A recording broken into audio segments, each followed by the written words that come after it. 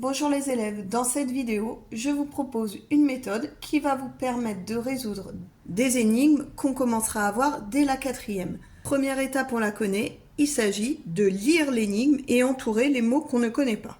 Donc je pars d'un exemple. Léa a acheté 12 pieds de tomates à 15 € l'unité.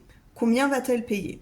Deuxième étape, identifier ce que l'on cherche. Et pour nous aider, on va surligner la question en jaune. La question ici, c'est combien va-t-elle payer ? Donc on cherche à savoir le prix des 12 pieds de tomates. Si on cherche un prix, on peut pour s'aider dire que le point d'interrogation sera rouge, puisque vous savez qu'on a l'habitude d'utiliser le rouge pour identifier les prix. Troisième étape, cherche des indices dans le document en utilisant des couleurs différentes. Comme je le disais, nous on a l'habitude de mettre les prix en rose et les quantités en vert. Donc on va relire le texte avec son surligneur vert et son surligneur rouge.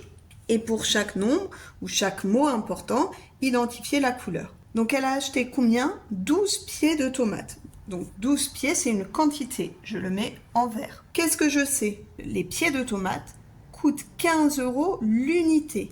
Alors 15 €, c'est un prix, je mets du rouge. Attention, le mot unité, vous le connaissez normalement. Qu'est-ce que vous retrouvez ? Si je regarde, il y a le mot 1. Ça veut dire que l'unité, ça va être un pied de tomate. Le prix sera de 15 €. Donc c'est une quantité. Pour s'aider, je vais mettre un 1 ici en vert pour se rappeler que c'est l'unité. Étape très importante. Tous ces indices, on va les classer dans un tableau en mettant le rose sous le rose et le vert sous le vert. Donc je vais avoir une colonne de rose, une colonne de vert. Ce tableau, vous le reconnaissez, c'est le tableau du produit en croix. Donc, dans la colonne rose, j'aurai les prix et dans les colonnes vertes, les quantités. Moi, je sais que j'ai deux quantités, donc je peux déjà mettre le 12 et le 1, l'un en dessous de l'autre. Mais attention, c'est là où ça se complique. Il va falloir mettre en face à face l'indice vert qui correspond au rose. C'est-à-dire que le rose qui est ici, il est 15 €. La question, c'est de savoir s'il correspond aux 12 pieds ou à l'unité. Pour ça, on relit le sujet pour chercher le sens. Léa a acheté 12 pieds de tomates à 15 € l'unité. C'est-à-dire que c'est un pied de tomate qui coûte 15 €. Donc en face du 1, c'est là où il faudra que je mette mon 15 €. Ensuite, ça tombe bien, il nous reste une case vide avec du rouge et le point d'interrogation est des rouges. Donc on retombe sur nos pieds. On va maintenant utiliser la méthode du produit en croix pour trouver la valeur du point d'interrogation. Le produit en croix, on sait le faire.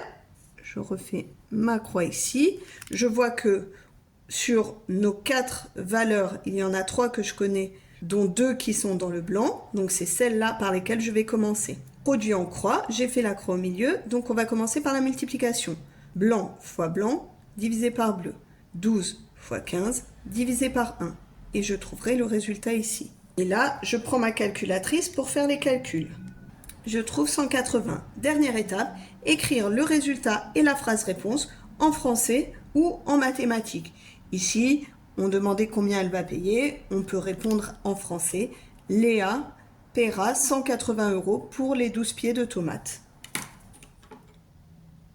Les élèves, de la même manière, on va faire l'exercice numéro 2 qui est à peine différent, mais on va suivre le même protocole en allant un peu plus vite. Première étape, lire l'énigme et entourer les mots qu'on ne comprend pas. Anis a payé 40 € pour 12 pieds de tomates. Quel est le prix d'un pied de tomate ? Identifier ce que l'on cherche, surligner la question en jaune. Quel est le prix d'un pied de tomate ? On cherche le prix à l'unité cette fois-ci. Encore une fois, on cherche un prix, donc le point d'interrogation sera rouge. Je cherche les indices dans le document, toujours le prix en rose, la quantité en vert. Anis a payé 40 € pour 12 pieds de tomates. Quel est le prix d'un pied de tomate ? Attention, la difficulté ici, c'est qu'il y a un des indices dans la question. Je cherche le prix, mais il y a une quantité ici qui est 1. Comme tout à l'heure, je vais classer les quantités que j'ai identifiées dans mon tableau de proportionnalité. L'important surtout, c'est que le rose soit sous le rose et le vert sous le vert. Les deux nombres sont verts, 12 et 1.